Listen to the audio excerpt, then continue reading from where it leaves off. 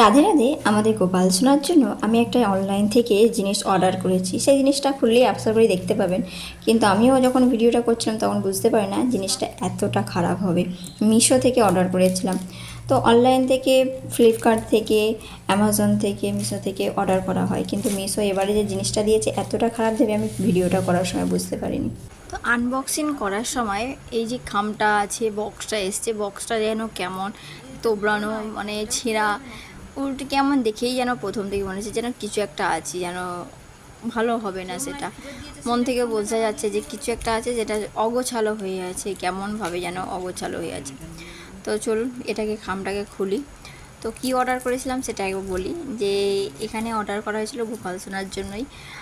এর আগে প্রথমবার অর্ডার করেছিলাম, সেটাকে আপনাদের সঙ্গে শেয়ার করা হয়নি।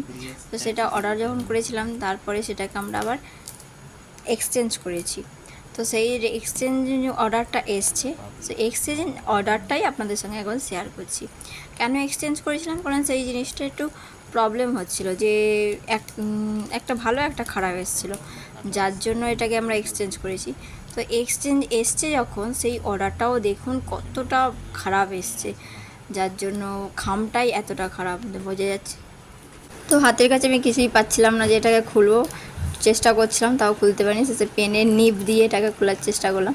তো দেখুন কেমন হয়ে আছে খামটা, প্রথমেই ছেঁড়া ছুরি বেরোচ্ছে, তারপরে যে খামটা উপরে রয়েছে সেটাও অগোছালো, সেটাও খামটা কেমন অগোছালো, বক্সটা রয়েছে অগোছালোভাবে। এই যে ভিতরের জিনিসটাও, সেটাও বোঝা যাচ্ছে ঠিকঠাকভাবে প্যাকিং হয়নি, ছেঁড়া এসব দেখা যাচ্ছে।